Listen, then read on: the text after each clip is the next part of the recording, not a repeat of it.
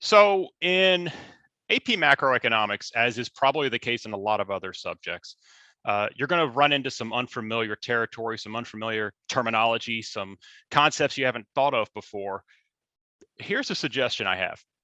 Every now and then, and this isn't always the case, but every now and then, there are terms, concepts, names, what have you, that if you just slow down, almost just say them slowly, and I promise I'm not talking down to you when I say this, they'll define themselves.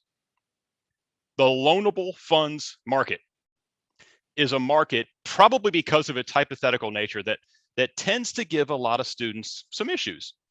And I think we overthink it. Just say it slowly. Loanable funds. We're talking about a market for loanable funds, funds which are available to loan, to borrow. That's all we're talking about. And that's what we're talking about today. Our topic today is going to be the loanable funds market. And we're going to take a deep dive into the loanable funds market, make it make a little more sense by taking our time with the name, the definition, the components, and then looking at two very common applications that you're going to see in AP Macro that really illustrate the value in understanding the loanable funds market and how it can be applied. So let me share my screen here. We're going to walk our way through the loanable funds market. My name is Matt Romano. I'm coming to you from Marist School in Atlanta, Georgia. And yeah, like I said, today, let's talk about that loanable funds market. What are we going to learn? Really just two things. We're going to learn what it is, and we're going to learn how it is applied. So what I have for you today is, again, a redefinition of the market, hopefully just really a rehash probably of what your teachers have already taught you, coupled with two different examples. The skills that we're going to be practicing, number one is, when and why and how do we determine what causes a change in the loanable funds market, which really speaks to the definition of the market itself. And then what conclusions can we make about that market and other markets based upon the changes that are occurring in the loanable funds market and in surrounding areas. So that's where we're headed with all of this. So let's warm up with, as I said, just a redefinition of what the loanable funds market is, what it intends to represent.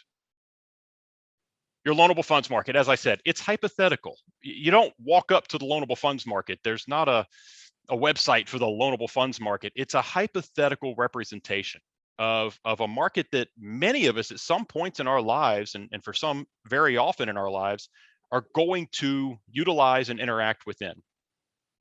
It's really just representing that interaction between lenders and borrowers. Our demand for funds generated by borrowers and our supply of funds provided by lenders. And you're going to see as we go with this, you're going to associate lenders with savers, something that we talked about a little bit in session 4 and video 4 with the T account and the financial sector. So let's start there.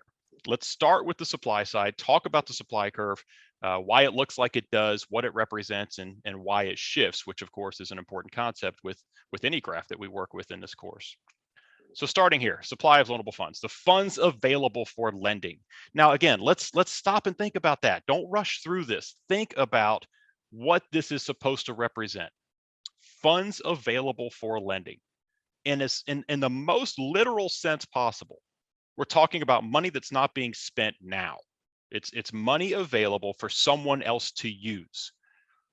That goes right along with savings. You make a deal with a bank when you put your money into savings. You're essentially, whether it's explicit or implicit, you're essentially saying to the bank, here is this sum of money. I'm not going to use it today. Why don't you hold on to it for a while? And when you say that to the bank, you're also saying to the bank, you can use it too. You're welcome to use that money. Now, they'll pay you for that use. They pay you interest rates, but also in their context, that use of money equates to lending money to other folks. So you, the saver, are actually the lender, whether you realize it or not. And you don't know who you're lending to. They don't write you a note saying, oh yeah, we're going to lend your money to Bob today. It just happens. It's an understanding when we put our money in the bank. So when we say the supply of loanable funds, we're saying the money available for lending, and that's the money not being spent today. Think about it in the context of a T account. Pull that in from video 4 that we did. Really, and it's broader than this, but in the context of a T account, you're talking excess reserves. And making that connection can also be helpful in connecting concepts, but also applying what you know here. So once again, let's make sure we understand what the supply of loanable funds represents. It's the amount of money, the funds available for lending.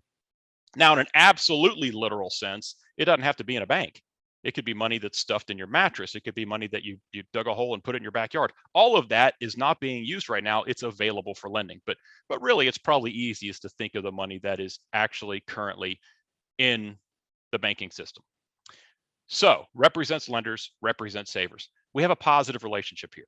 And again, that goes back to that relationship between, or really that decision about saving your money, lending your money. And what this is telling us is that as interest rates go up, interest rates in this context being the return on your savings or on your lending, as interest rates go up, the quantity of loanable funds supplied increases. Don't make a mistake and don't think that means a shift in the curve. It's not. This goes back to day one of supply and demand. As we move up along that y-axis, we're moving out along the x-axis, and that's what creates the schedule that we're looking at right here, the supply of loanable funds. Why does that positive relationship exist? Because that's the incentive to save in the first place, to get a higher return. And the higher the return is represented on that y-axis, the higher the return, the more we are willing and able to lend money, the higher the quantity of loanable funds supplied. Now, a little more detailed, and this might be where we get a little confused from time to time. What else is represented by this supply curve, this supply of loanable funds? It does represent national savings. And there are two ways we want to define national savings. And we're going to see application of this in our two examples that we do today. In a closed economy, which by now you should know that means no trade. Basically, you've cut off the rest of the world. In a closed economy, that supply of loanable funds, that national savings represents public and private savings, just public government savings plus private sector savings. When you open up the economy, you still have that public plus private savings plus net capital flows, the flow of financial capital between countries. So as capital is flowing into a country, it's added to the supply of loanable funds. If capital were to leave, it would reduce that supply of loanable funds. And we're going to look at that more specifically later on today, later on within this specific video. Okay, so again, keep that in mind. Supply of loanable funds, might as well say savings. We're not going to write savings there, but it might as well say savings because that's what it represents, because that's where the money available for lending comes from. You're not using it today, let someone else use it as long as they pay you back plus interest. All right, that's the supply curve. The demand curve, that's the other side of the market. It's the loanable funds market. You have savers and then you have borrowers. So your demand curve represents borrowers, those that need to borrow funds. That's what loaning, that's the other side of lending, loaning, lending, however you want to put it. Here we have an inverse relationship. We know that right away just by looking at the downward sloping demand curve. Why is there an inverse relationship? Well, here, interest rates represent the price of the loan itself, how much you have to pay to borrow the money. And the fact is, pretty much every market, we prefer to pay lower prices. So as prices fall, we know this from the law of demand that you learned on day one of supply and demand. As prices fall, the quantity demanded rises. In this case, that is also true. As the price of borrowed money falls, that be the interest rate, the quantity of loanable funds demanded is going to rise, and vice versa. If interest rates rise and it costs more to borrow, the quantity of loanable funds demanded decreases. That's the inverse relationship represented by the downward sloping curve. That's movement along the demand for loanable funds. As far as shifting is concerned, there are a lot of reasons why this can shift, and we need to think about that from the context of who is represented by this demand curve. So who borrows and why do they borrow? Think first about private households, private businesses, and then government. Private households. Private households borrow for who knows how many reasons. You borrow to buy a car, you borrow to go to college, you borrow to add on to your home. There's all kind. You borrow every time you use a credit card. That's borrowed money. Anytime that happens, we're talking about the demand for loanable funds. And if there's something in the environment that leads to more borrowing, it's going to increase the demand for loanable funds. And if for some reason households decide to borrow less, you'll see a decrease in demand for loanable funds. That's applicable here. But the big one, the big two really that we talk about more than any other in this course would be borrowing by businesses and borrowing by government. Let's talk businesses first. When and why do businesses borrow? I don't want to say it's synonymous with investment spending, but it kind of is. Think about investment spending in the context of GDP, in the context of aggregate demand, and how we have viewed investment spending in AP macro. When businesses invest, they're investing in physical capital, development of human capital, new technology. It's leading to productivity gains. We can assume that a lot of that investment, if not most of that investment, comes from borrowed money. It doesn't all. Some of it can come from retained earnings. Some of it can come from their current revenue stream. But there is a connection, a very direct connection between borrowed money and investment in that context of business spending. And that's what we mean when we talk about business spending. So business outlook on spending, on developing new physical capital, that's going to be connected to the demand for loanable funds. If businesses are optimistic and want to invest more, they want to expand their productive capacity, their physical capital, their human capital development, they're going to borrow money to do it in most cases, and that's going to lead to an increase in demand for loanable funds. If they're pessimistic or they're uncertain about the future of their industry or even the broader economy, that could lead to a reduction in investment spending and therefore a reduction in demand for loanable funds. So we do want to connect broad investment spending, public investment spending, and the demand for loanable funds. They are connected in that sense. The third is government, and there are alternate explanations for government borrowing, but the one we're going to go with, and the most literal and really most basic definition and context, is to say that whenever the government has a deficit, they are borrowing money. And we're going to show that here as an increase in demand for loanable funds. This is very common, at least in the United States and in most economies in the world, most governments of the world. Deficits occur when spending exceeds income. Okay, we know that. We need to know that by definition. It was in Unit 5. We need to know what a deficit is. So on an annual basis, anytime a government winds up spending more than they bring in, they are borrowers. And they're borrowing in the same hypothetical loanable funds market as everyone is in the private sector, as you and I. If we had to borrow money, like I say, for college, if we had to borrow money for a car or whatever else, technically speaking, at least hypothetically speaking, that's happening in the same loanable funds market. So when government steps in and borrows, no matter how much it is, and it's a significant amount, that's going to increase the demand for loanable funds. If the deficit were to shrink, then that could be interpreted as a decrease. A surplus could even lead to a decrease in the demand for loanable funds as well. So that's how we're going to interpret it. There are other interpretations. I'm not going to get into those in this video. Right now, let's keep it as simple as possible. When government's a borrower, when they have a deficit, we're going to shift the demand for loanable funds to the right. Okay, and that's the example we really want to look at because that's the one that's going to be illustrated pretty frequently in AP Macro and in AP Macro questions. So let's go there. Let's go to an example of how this loanable funds market is commonly applied in AP Macro. First one, we're going to have two of these. First one, the crowding out effect. Let's understand, again, kind of like we did with the market itself, let's understand by definition, what is the crowding out effect? The sentence you want to have in mind, and this should just pop up whenever you hear about changes in interest rates as a result of borrowing, government borrowing in particular. Public borrowing, that's government borrowing, public borrowing crowds out private investment. That's the summary of crowding out and the crowding out effect. Public borrowing crowds out private investment. What we want to do here is use the loanable funds market to better understand that and be able to illustrate as literal as possible that crowding out effect. So that's where we're going with this. So again, definition. Crowding out effect can occur when government deficits drive up interest rates, which in turn leads to a decrease in private sector investment spending, private business spending. We're going to expand that. We're going to go further with that to better understand it. But first, let's just understand the mechanics of that, the public borrowing leading to a reduction in private borrowing. It's an unintended consequence of expansionary fiscal policy. All right, so let's go back there. Expansionary fiscal policy. What are we talking about? Fiscal policy, as we know, is a government's way of manipulating aggregate demand to close output gaps.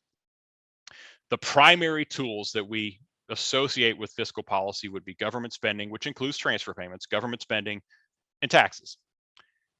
So the manipulation of spending and taxes naturally is going to have an effect on the budget balance. In this case, what we're saying is you have a scenario, government is intending to close maybe a recessionary output gap by spending more, taxing less. We can use multipliers, we can show that that works, we can do all those different things. Ultimately, though, what we have to understand is the effect on the budget balance is that with increase in spending and a decrease in revenue, a deficit occurs. And that's where crowding out could potentially happen. We want to show this on the loanable funds market graph, that when deficits occur, when the government borrows, then in a literal sense, the government is stepping into the loanable funds market as a demander of loanable funds, therefore impacting interest rates and having an impact on private investment spending. It's essentially funneling money away from the private sector to finance the deficit, which was part of that fiscal policy.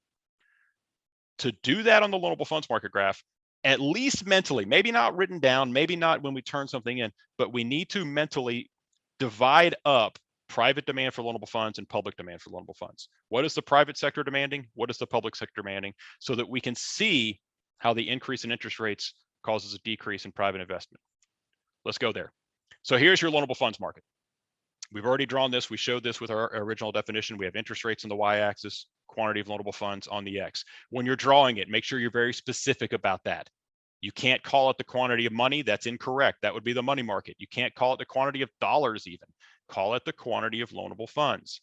We have upward sloping supply, downward sloping demand, and we've identified our original equilibrium. Always start, every graph you do, start by identifying your original equilibrium. That should be habit at this point. Okay. Now, as it's drawn, let's assume that this demand for loanable funds is private sector only, that it only represents the private sector. Either we haven't incorporated government yet, or imagine that, maybe it's a balanced budget. Once we introduce the deficit, there's going to be a change up here. So let's go there. Add the deficit. The government is borrowing money. How is that going to affect the market for loanable funds? Well, again, what is government doing here? Are they saving or are they borrowing? They're borrowing. So if they're borrowing, they're demanding loanable funds, that deficit is going to increase the demand for loanable funds so that we shift from demand to the original demand curve D to the new demand curve D prime, which includes private sector and public sector demand. Now, that said, we still have this private sector demand hanging out back here. Okay, we can come back to that in a moment. After the deficit, we need to identify our new equilibrium, as we always do. So we acknowledge that there's a new demand schedule. Demand is shifted to the right when you include the deficit. That's going to cause an increase in real interest rates, and that's going to cause an increase in the total quantity of loanable funds demanded. Stop right there for just a second, though. I said that very deliberately. The total quantity in loanable funds demanded has increased. That's because we are now including essentially a very large amount of borrowed funds being borrowed by the government. How can I show here the effect that has had on the private sector demand for loanable funds? Because the curve itself is still hanging out back in its original location. Think about moving along demand curves, about the effect, that negative relationship, and the effect of rising interest rates on the quantity of loanable funds demanded. The conclusion we want to make is that as a result of the increased public demand for loanable funds, we see a crowding out of private sector investment spending. We can show that here if we go back to that original demand curve and see what happens at the new R1, the new interest rate. And once we do that, we can identify the new private sector quantity of loanable funds demanded, and it's right there. So what we see here is that as a result of government stepping in and borrowing to finance a deficit, we get increased interest rates, and as a result of the increase in interest rates, there's a decrease in the quantity of loanable funds demanded by the private sector. That equates to a decrease in private sector investment spending. That's the crowding out effect. Public borrowing crowds out private investment. There's only so much to go around, and when government steps in and borrows that significant a portion, it leaves less for the private sector, as illustrated by the higher interest rate, and then QP being a reduced level of private sector loanable funds demanded. Now, all of this is absent in the monetary policy. Of course, the central bank could step in, they could keep interest rates low, and that would negate the crowding out effect. But here we're in AP macro, and we're sticking to the ceteris paribus condition, and we're not going to have that second policy come in to make a change. Last thing I want to show you on this particular model, we can, especially if we had some data down here, we can calculate the actual amount of the deficit if we wanted to. And it would be simply the difference between Q1, the total quantity of loanable funds demanded, and QP, the new private sector loanable funds demanded. That would be the amount of the deficit itself. That's the amount of loanable funds being borrowed by the government as a result of that expansionary fiscal policy. That's crowding out. Visually, that's crowding out. How can we use this in an example? So let's kind of go there in just a second here. To review, increased interest rates decrease private investment, as indicated by the decrease in the quantity of loanable funds demanded by the private sector. That in itself doesn't seem all that consequential. Sure, private investment is decreased. That negates a little bit of the effects of the expansionary fiscal policy, maybe not leading to the results they had hoped in terms of increases in output, total increases in output. But there's a larger trade-off at play that we also want to consider when it comes to crowding out and the long run impact. What are the long run implications, and how do we make that connection between the short run borrowing, the increase in interest rates, and the long run effects in the economy? We've got to identify the link between private investment spending and long run economic growth, which, as we know, the term economic growth is implied to always be long run in this course. That link is capital formation. So go back a few slides to what I said earlier about business spending. Why do businesses borrow? Why are they investing? They're investing so that they can develop new capital, whether it's physical capital or human capital. They're borrowing money to develop new capital. Okay, that in itself is what we call capital formation. If there's a reduction in capital formation, that's going to lead to a reduction in long-run economic growth. That's going to be directly connected to investment spending. So ultimately, here's what we're talking about. The long-run trade-off is not just that short-run output doesn't increase as much as we had hoped or as much as policymakers had hoped. It's that by increasing interest rates with deficits, the decrease in investment leads to a decrease in capital formation and slows down the economic growth rate. It doesn't stop economic growth necessarily, and it doesn't reduce productive capacity, but it slows down that economic growth rate in the long run. If we're aiming for, just throwing a number out there, if we're aiming for 3% growth, we may not get to that target because of the reduction in capital formation. Now, counter argument here. All of this started with expansionary fiscal policy. What if things are so bad? What if a recession is so bad that the only way out is deficit spending? What if it's 1933 in America and growth is just falling off the table and unemployment is skyrocketing? Maybe the only way out is to deficit spend, and it's okay to sacrifice a little bit of economic growth in the long run. That might be the argument. That might be a conversation worth having. What this is trying to say is, let's understand that that's a possibility. That in order to get that short run gain in output, you may have to give up a little bit of economic growth in the long run. And you're seeing here a trade-off, just like we talked about probably on day one of your econ class, that all decisions have trade-offs because we live in a world of scarcity. This is a trade-off when you talk about short-run gains in output and long-term economic growth. So if and when crowding out occurs, you can have this long-term trade-off between short-run gain and long-term economic growth. And capital formation is the reason why. All right, now let's go into an example. Let's do a practice problem. This is essentially a simulation of a portion of an FRQ. So you have the question up here on the screen. Why don't I pause, or why don't you pause for just a moment, read the question. I'll read through it quickly for you. Pause, answer the question, and then we'll walk through the answers. So again, this could be a portion of an FRQ. Assume the government of Badlands spends more than it receives in taxes. Okay, jot that down. And this is the case in every FRQ. Make a mental note as you read. Make a mental note of what's happening. Jot down what's happening here. Right now, expenses are greater than tax revenues. Part A, does Badlands government have a budget surplus or deficit?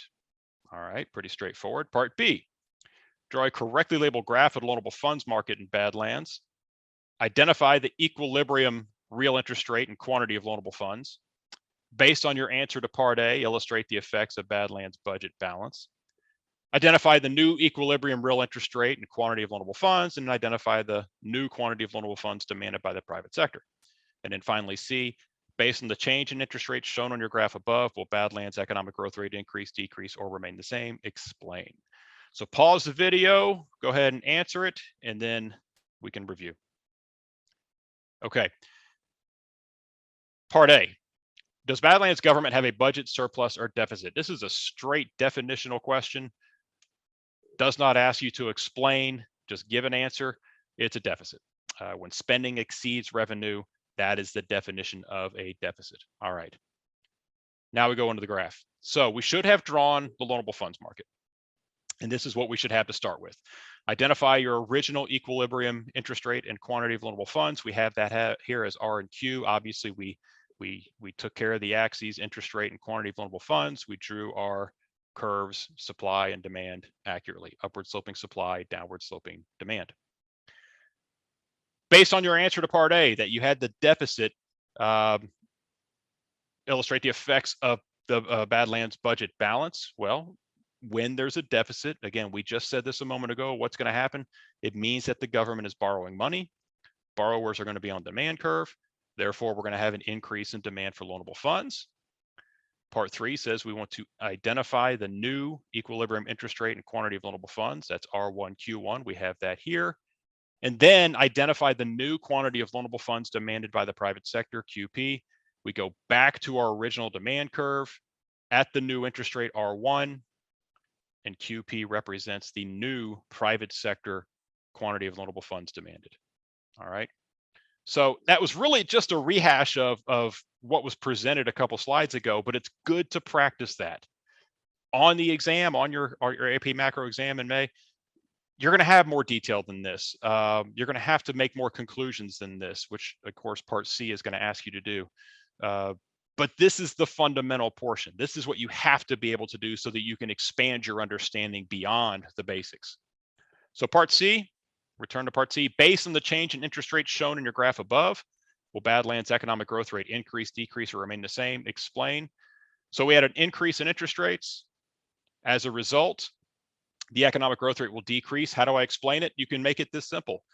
Interest rates went up, therefore investment went down, capital formation went down, the economic growth rate went down.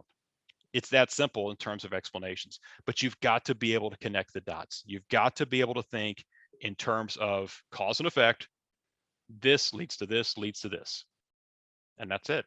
So again, this is kind of a simple template of a crowding out question that could be embedded in a lot of different ways. And we need to identify when we come across one of these, oh, this is crowding out. Here's where I need to go with it. Okay. Let's look at another example. Loanable funds is all over this course. From Unit 4 on, there are multiple applications of this thing. So let's look at another one. This is a Unit 6 application, international capital flows. Again, think back to the definition when we started talking loanable funds market. When we talked about a closed economy, it was more akin to what we did with crowding out. But when we talk about an open economy, that supply of loanable funds is also going to keep or represent, I should say, those international capital flows, the flow of financial capital across borders between countries. So what we see here, what we're learning here, hopefully already learned in Unit 6, in an open economy, that means free trade, or at least relatively free trade. In an open economy, Differences in real interest rates across countries change the relative value of domestic and foreign assets. Financial capital will flow toward the country with the relatively higher interest rate. Highlight that. We have to know this fact. Financial capital will flow towards the country with the relatively higher interest rate. Again, this is economics. Think about incentives.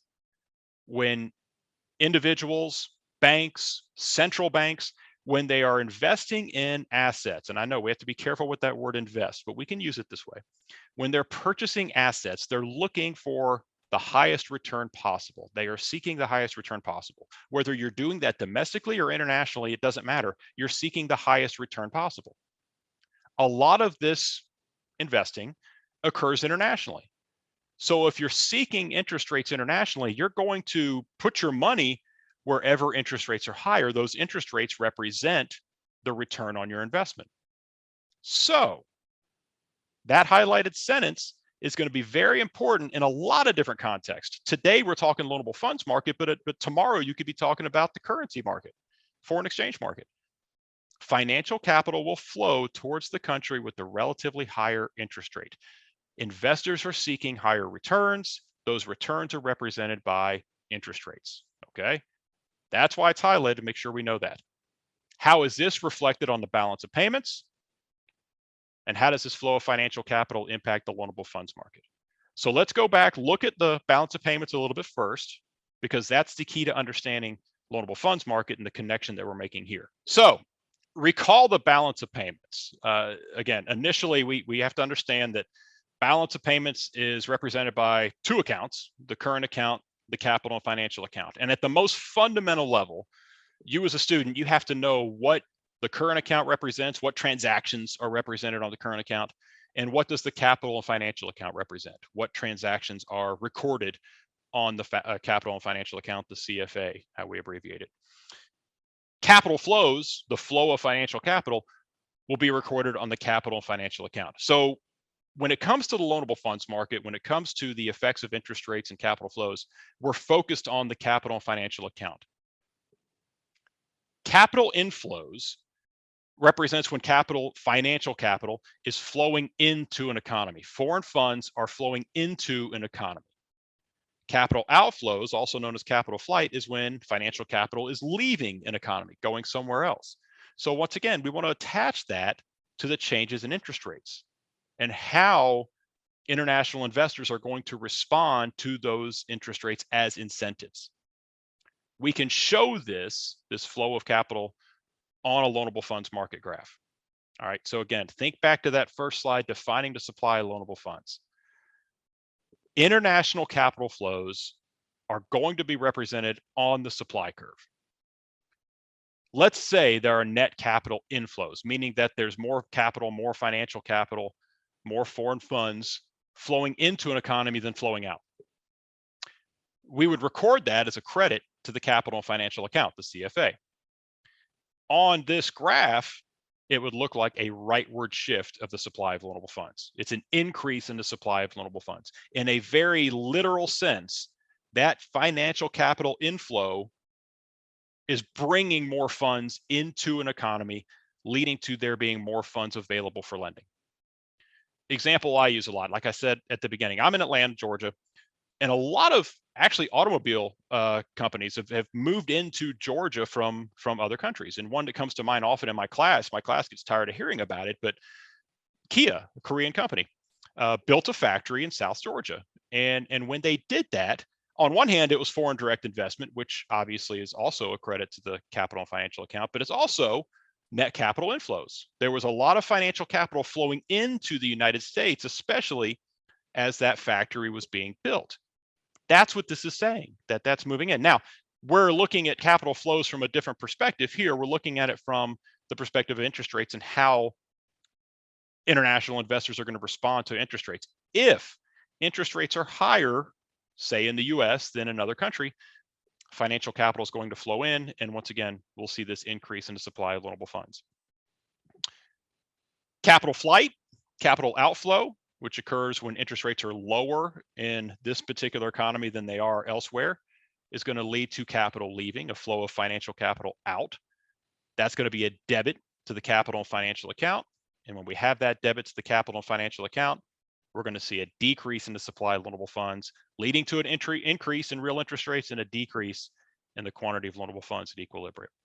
All right, so again, make those connections. We've got to be able to clearly connect the flow of capital, financial capital between countries, and the supply of loanable funds. We don't touch demand here. It's not going to affect the demand curve other than moving along as we shift our supply curve. Let's practice that. Again, much like we just did with crowding out, we're going to do essentially a short simulated version of an FRQ, this time with international capital flows. So let me present the question. You'll pause, answer the question on your own, and then we'll go over the answers. Assume the Bank of Japan raises administered interest rates in an effort to combat rising inflation. Part A, will financial capital flow into or out of Japan? Explain. So you have to explain it this time. You've got to give a reason. You've got to give a cause for whatever you asserted about financial capital. Part B, would the capital flows identified in Part A be recorded as a debit or a credit to Japan's capital and financial account? Part C, draw a correctly labeled graph of the loanable funds market in Japan. Identify the equilibrium real interest rate and quantity of loanable funds. Based on your answer to Part A, illustrate the change in the supply of loanable funds in Japan and identify the new equilibrium interest rate R1 and quantity Q1. So pause your video, go ahead and write out your answers, and then we'll go over the correct answers. Okay, so Part A, will financial capital flow into or out of Japan? Explain. All right, so all they told us is that the Bank of Japan is trying to fight inflation, and as a result, they're going to increase interest rates. How is that viewed internationally? Financial capital will flow into Japan as foreign investors seeking higher returns are attracted to Japanese assets yielding higher interest rates. So into, this is capital inflow, net capital inflow, because people around the world, people not in Japan, see those higher interest rates in Japan and decide, I need to buy some sort of assets in Japan. That's the financial capital that's flowing in because they want to get those higher returns. So Part A. Part B, would the capital flows identified in Part A be recorded as a debit or credit to Japan's capital and financial account? Capital inflow, net capital inflow will be a credit to the capital and financial account. And then finally, Part C, draw your correctly labeled graph and let's identify. Here's our correctly labeled graph. Once again, you've drawn it a number of times already today with that repetition. Hopefully you're getting more comfortable with what it represents. So again, we have interest rates along the y-axis. We have the quantity of loanable funds along X, upward sloping supply, downward sloping demand. There's our equilibrium at the start. Based on your answer to Part A, and of course Part B as well, the credit to the capital and financial account, the capital inflows, what's going to happen on here? We're going to see an increase in the supply of loanable funds, leading to a decrease in real interest rates and an increase in the equilibrium quantity. So what should we take away from this? Again, this was really intended to just be a little more in-depth look at loanable funds, a market that I know can be a little perplexing from time to time because, like I said, it's hypothetical nature. But if you just slow down, remind yourself, what does this thing represent? Loanable funds, funds available for lending. If you do that, I think you're going to be in much better shape, and you're going to be much more comfortable, much more confident working with this model. How do we use it? We use it to illustrate a lot of different things, a lot of different interactions between lenders and borrowers, but specifically the two examples that we went through today. So the crowding out effect, what is this? Remember, public borrowing crowds out private investment.